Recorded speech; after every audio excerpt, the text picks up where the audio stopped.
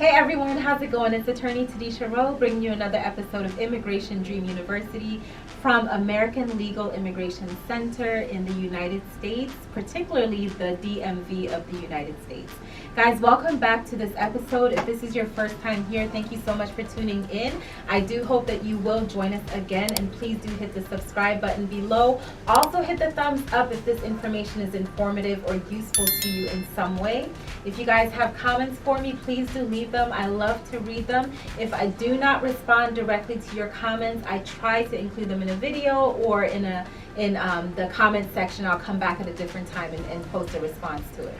All right, guys, so I've spoken about special immigrant juvenile status before, but this is something that I think is worth visiting again because this is a benefit that is available to many people who may not know that they actually qualify for it.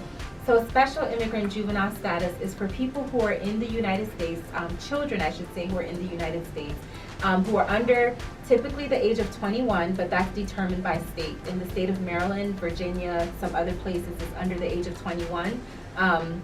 Check your jurisdiction to see what the age is. Some may be age 18, but you want to check your state and find out particularly what that age limit is in your state.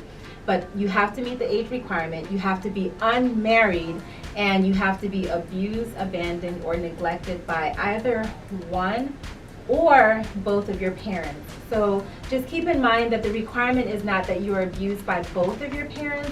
One parent can actually be the abuser and you would still qualify for this. So that means that if you are living with one of your parents and the other one is out of the picture, more than likely you have a basis for abandonment, neglect, abuse, or all three. You don't have to qualify for all three, you just have to meet one of the criteria. And if so, then you would qualify for this status in terms of abuse, abandonment, or neglect. The other thing is that you do have to be unmarried. Now, there is something in regards to the age and the marital status that I would like to clarify because this question has come up a lot. So what happens if you age out after you filed your application and for some reason you still have not gotten your green card? Well, as long as you file the application before you turn age 21, then you will secure that status. It's called the Child Status Protection Act, and that was actually put into place with the government realizing that sometimes applications are timely filed, but then maybe the status will change afterwards. So because you have no control over when your next birthday is and when you're going to actually age out, they do have that as a protection for you. So you want to make sure that you get your application in prior to that cutoff date. The other thing is in regards to marriage. This is a unique circumstance because, again, you get this before you turn age 21, but obviously age 21 and after, you're in a different stage of life and you may be considering getting married. If you have been granted approval of your special immigrant juvenile status, you cannot get married. If you do get married, that status will be revoked, and so that means that there's no longer a basis for you to get your green card.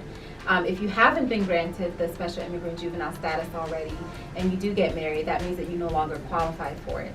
So I know that may not be the best news for some of you to hear if you're really interested in getting married, especially if you have to wait years in order to get that green card. But unfortunately right now that's the way that the law is written, is that you cannot be married and still get the green card. Once you have your green card, then you can do as you please. The other thing to keep in mind too, which I've mentioned before, is that once you are granted special immigrant juvenile status, you can never apply for your parents to receive benefits.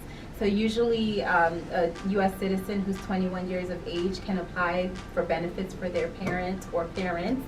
In this case, you cannot. It doesn't matter if this is the non-abusive or the parent who did not neglect you or the parent who did not abandon you. You may have been raised all your life by this parent, but because you receive special immigrant juvenile status, you cannot apply for them to get status. Most parents are so concerned about what is in the best interest for their children that even understanding this, they still want them to get that special immigrant juvenile status to secure their future. And so that's something that you do want to discuss as a family and discuss it with your attorney as well to see if this is in your best interest to pursue this avenue. All right, guys, so I hope that this information was helpful. As usual, good morning, good afternoon, good evening, good night, whatever it is, wherever you are. please again do like and subscribe, and I will see you guys in the next video. Bye.